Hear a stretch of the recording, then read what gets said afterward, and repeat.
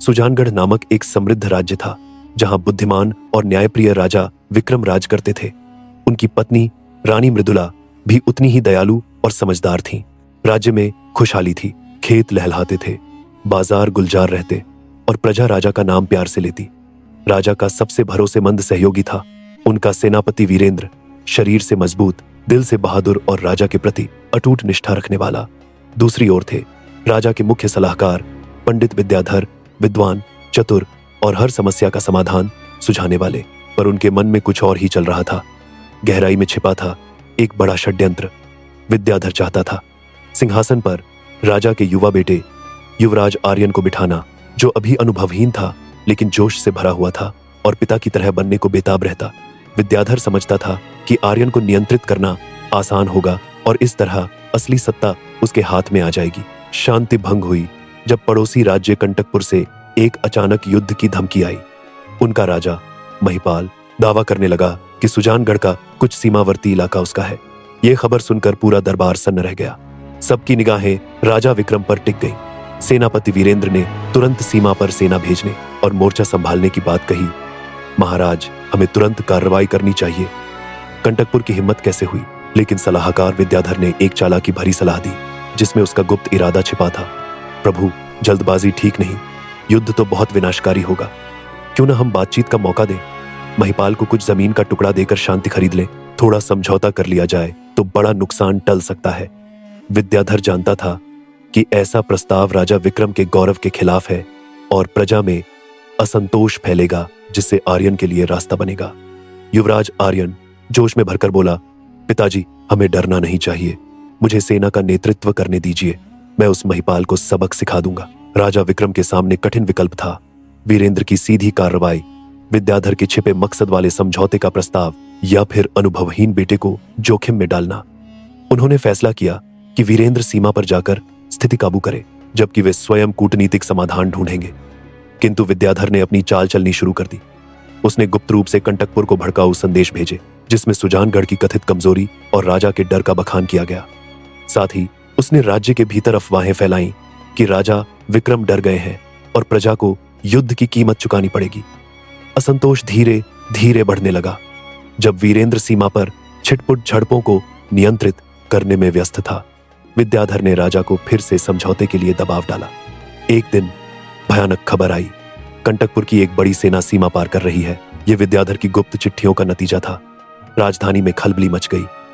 वीरेंद्र तुरंत लौटा और उसने राजा से युद्ध की तैयारी का आग्रह किया, लेकिन विद्याधर ने घबराहट फैलाते हुए कहा, अब तो बहुत देर हो चुकी है महाराज। हमारी सेना उनके सामने टिक नहीं पाएगी। सिर्फ एक ही रास्ता है, आपको स्वयं महिपाल के सामने आत्मसमर्पण करना होगा ताकि प्रजा का बचाव हो सके।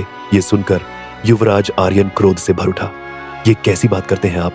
हम लड़ेंगे। पर राजा विक्रम चुपचाप सब सुन रहे थे। उन्होंने गहराई से सोचा। उनकी नजर अपनी प्रजा की भयभीत आंखों पर पड़ी।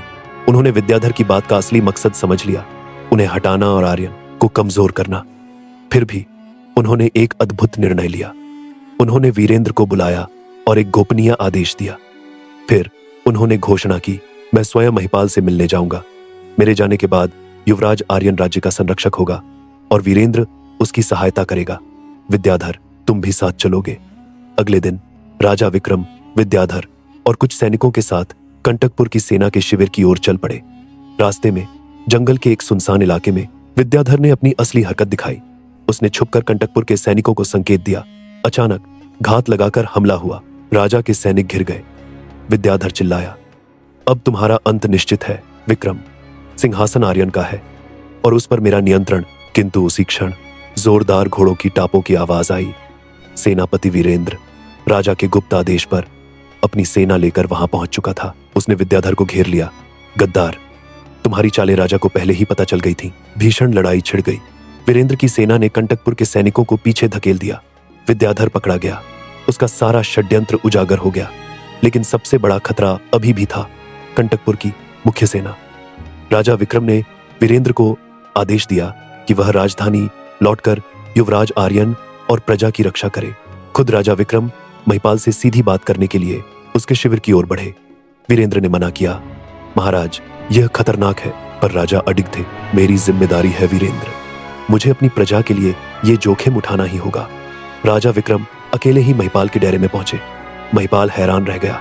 राजा विक्रम ने बिना डरे कहा, महिपाल, तुम्हारे साथ विद्याधर के गद्दारी के पत्र मेरे पास हैं।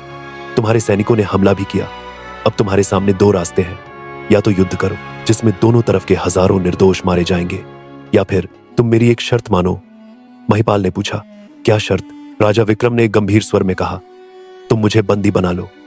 मेरे बंदी बनने की खबर सुनकर मेरी सेना का मनोबल टूट जाएगा। ऐसा तुम सोचते हो मैं स्वेच्छा से तुम्हारी कैद में आ रहा हूं। बदले में तुम्हें सुजानगढ़ पर हमला बंद करना होगा और अपनी सेना वापस बुलानी होगी। मेरे बंदी बनने से तुम्हारी प्रतिष्ठा बच जाएगी और मेरे राज्य को शांति मिल जाएगी। यह बलिदान सुनकर महिपाल भौंचक्का रह गया।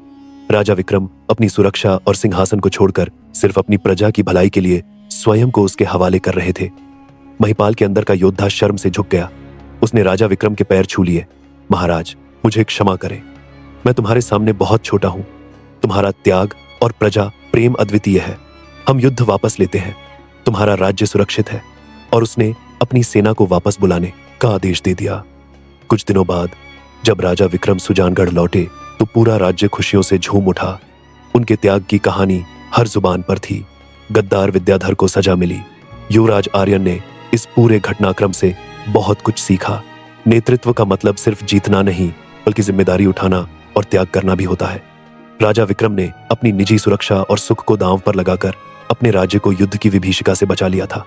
उनका यह बलिदान सुजानगढ़ के इतिहास में स्वर्णिम अक्षरों में लिखा गया, जो सदियों तक याद किया जाता रहा।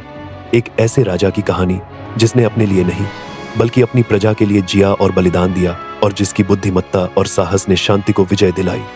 उन्होंने सिखाया कि असली राजपाट सिंहासन पर नहीं बल्कि लोगों के दिलों में होता है।